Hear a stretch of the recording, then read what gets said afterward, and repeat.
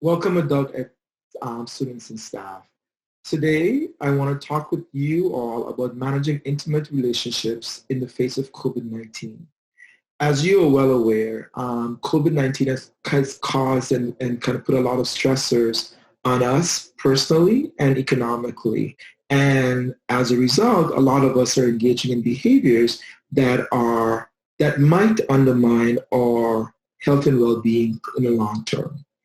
So as part of a series of videos that we at Adult Ed are doing, we thought it would be important for us to talk about how do we manage our intimate relationships in the context of COVID-19 so that we are engaging in healthy ways of coping with this pandemic rather than negative ones. So today, I'm going to talk about managing the physical and personal stresses associated with COVID-19 that is challenging us all in our intimate relationships. And I will also be stressing the idea that these stressors might be even more challenging as we negotiate this time with our intimate partners, including girlfriends, boyfriends, spouses, children, and immediate family members. Oftentimes the source of the stressors we are experiencing are external to us, and they may, as a result, we may be unsure on how best to address them. Given this experience, we may focus on our responses or the behaviors of those who are closest to us emotionally and closest to us physically. Recognizing that this pandemic has left us feeling somewhat powerless, it is important that we implement healthy strategies to keep us all safe.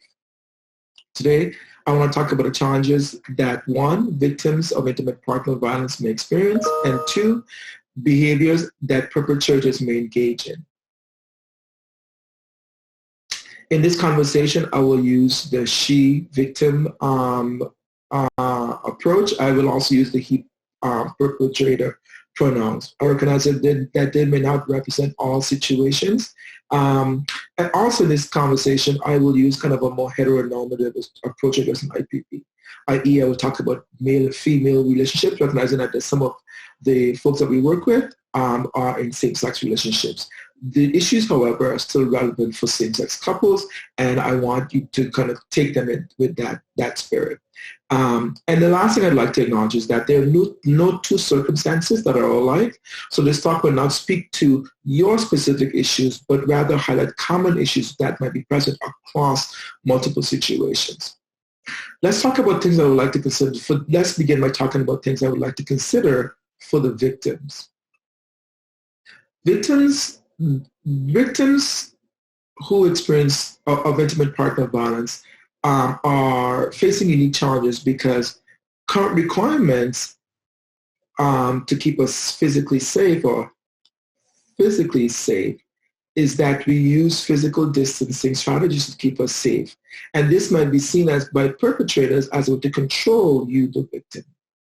This may take the form of controlling your access to important personal protective tools like hand sanitizer and disinfectants, giving you misinformation about the disease, and or seeking to limit your access to required medical care.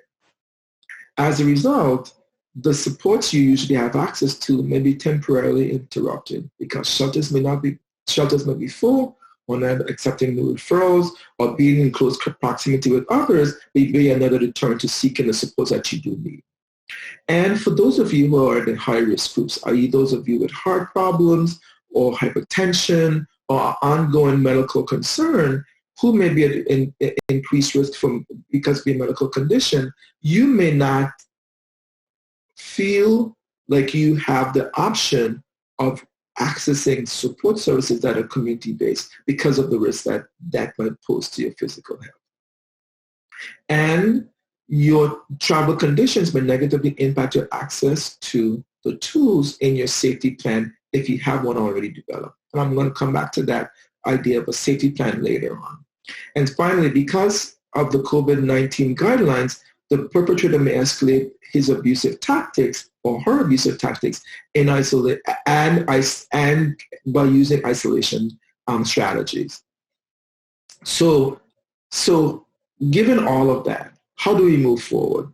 And I want us to think about what are some strategies that you might use to address the issue of intimate partner violence. Here are some strategies to address these concerns. The first and most important strategy that experts talk about is developing a personal safety plan.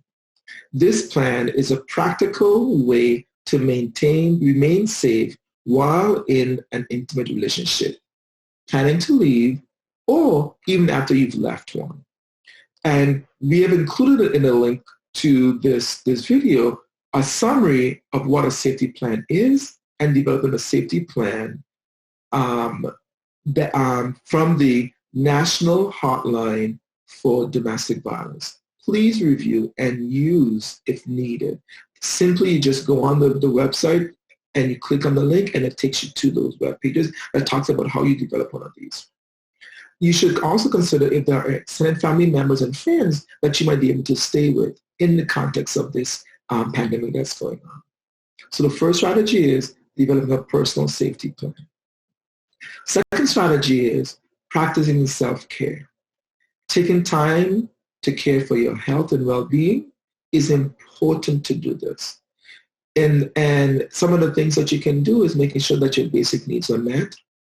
And in doing so, recognize that this might feel foreign at first, especially if you've not had a lot of practice in doing so. And the other thing that you can do around personal self-care is including things like physical activity, going out for a walk or a jog, or doing some jumping jacks in your room, doing something that gets your heartbeat up. You could also encourage someone you care about to engage in self-care if they're being abused. It's always important for us to kind of think about what are some simple things that make us happy. It might be walking outside and smelling the flowers, or looking at a beautiful garden, or walking by that one house on your block that has that beautiful rare flowers that make you happy when you see it. So that second strategy is practicing self-care. And the third strategy is reaching out for help safely. Try to maintain social connections over the phone if that can be safely done. Sticking to daily routines as much as possible.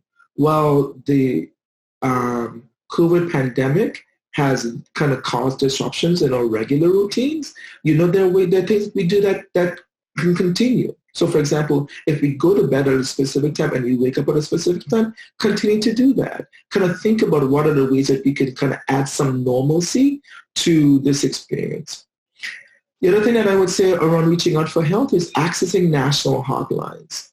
The National Domestic Violence Hotline, which is 800-799-7233, is a good tool that you can use. Calling them and talking with someone who will be loyal to help you think about how you manage the situation can be helpful if you can safely do so.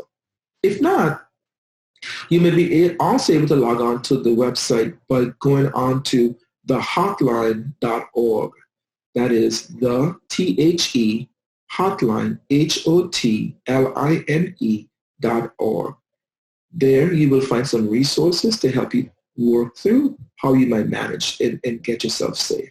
You can also text LOVE IS to 22522. That is LOVE IS to 22522. Finally, it is important to remember that you are not alone.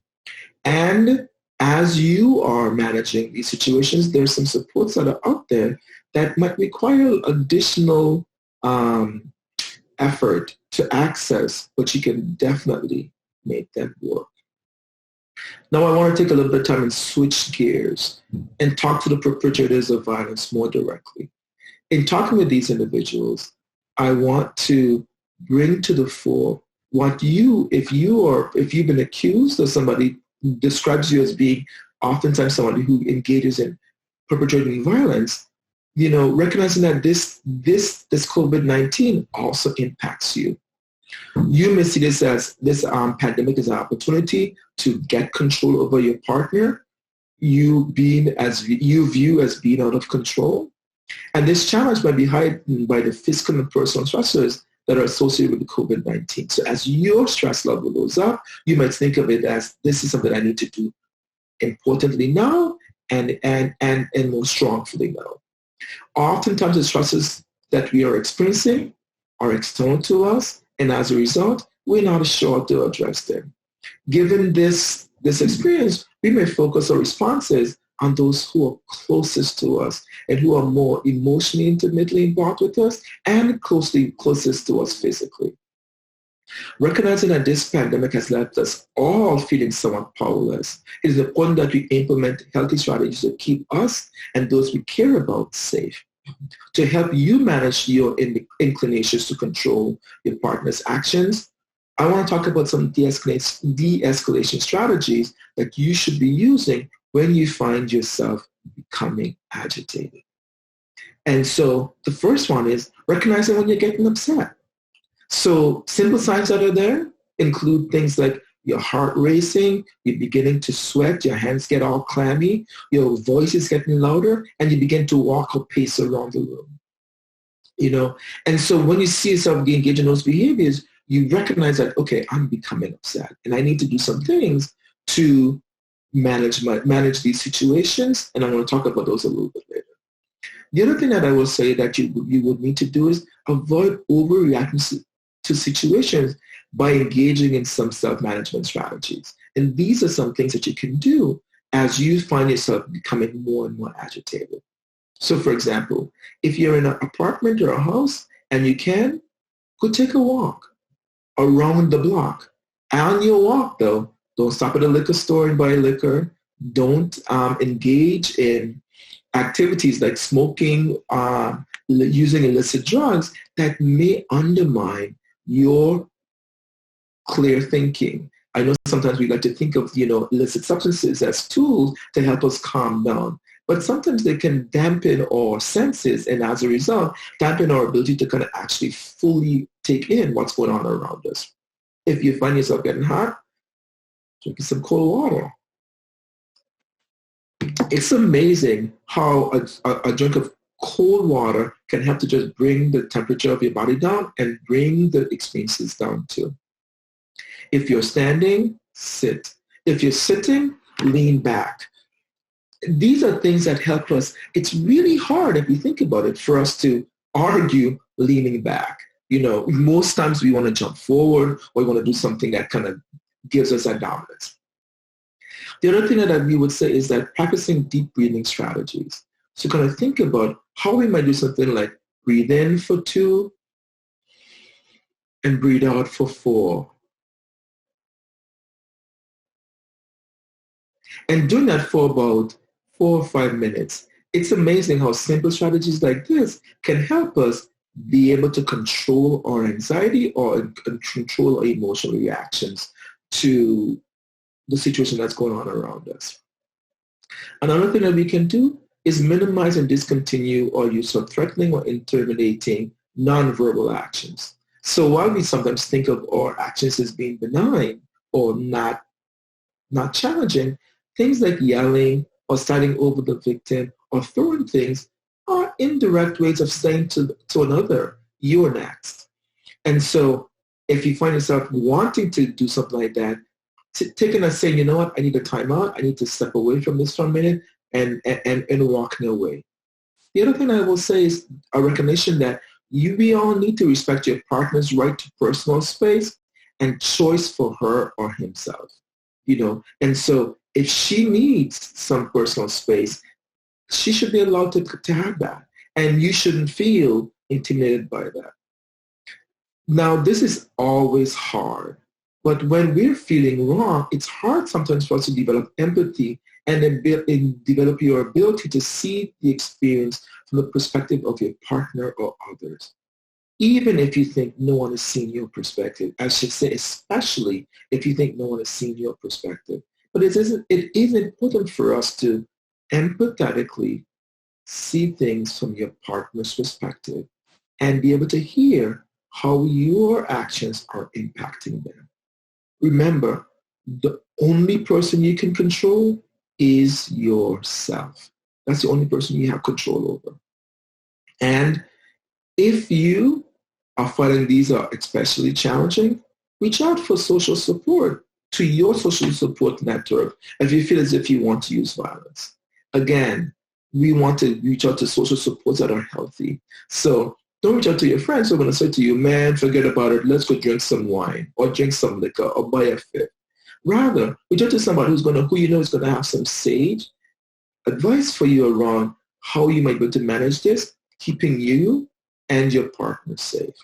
If you don't have those people in your life, again, the National Violence Hotline at 800-799-7233 has folks on available and willing to talk to individuals who feel like they're at the brink of committing acts against their intimate partner. Remember, we want you and your loved ones all to be safe during this challenging and difficult time.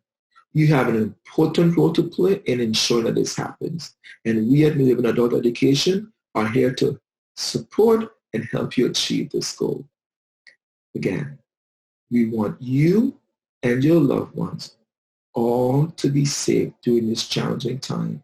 And you, be you're the victim or the perpetrator, have a role to play in taking steps to protecting you. No, the reality is, perpetrators, you have a bigger role in making sure that this happens. And we want you to take some healthy steps towards being safe and helping your family and those you care about be safe also. Join us in helping you do that.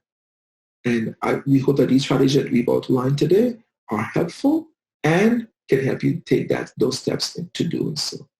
Thank you for listening, and we encourage you to check back in again as we develop more tools to help you, adult ed students, cope with the challenging times that is COVID-19. Have a beautiful day.